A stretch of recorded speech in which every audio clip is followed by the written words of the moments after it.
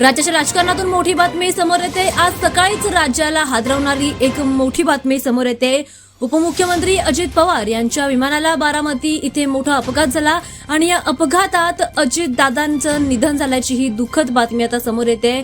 या घटनेनंतर आता परिसरात भीतीचं वातावरण पसरलंय, सगळीकडेच शोककळा पसरली आहे, राज्याला मोठा धक्का बसलाय। या विमान अपघातामध्ये 6 जणांनी त्यांचा जीव गमावल्याची माहिती समोर येते। दादांना घेऊन जाणारं छोटं विमान हे जळून खाक झालंय।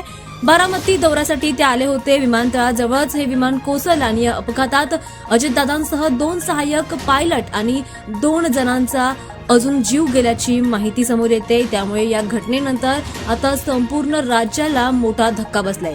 जिल्हा परिषद आणि पंचायत समितीच्या निवडणुकीसाठी अजितदादांनी प्रचार सुरू केला होता। दोन्ही राष्ट्रवादी काँग्रेस या निवडणुकीसाठी एकत्र आले होते। महानगरपालिका निवडणुकांचा निकाल पाहता जिल्हा परिषद आणि पंचायत समितीच्या निवडणुकीसाठी त्यांनी प्रचाराला वेग देखील घेतला होता। मात्र आता या घटनेनंतर सगळीकडेच मोठी शोककळा पसरली आहे, मोठं भीतीचं वातावरण आता पसरलेलं आहे। हे दृश्य तुम्ही बघू शकता की मोठ्या प्रमाणामध्ये या खासगी विमानाचा अपघात झाला, विमान क्रॅश झाला आणि या अपघातामध्ये अजितदादांचं निधन झाल्याची ही दुःखद बातमी आता समोर येते।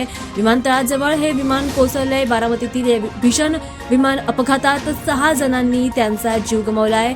त्यात महाराष्ट्राचे उपमुख्यमंत्री अजितदादा यांचं सुद्धा निधन झाल्याची माहिती समोर येते।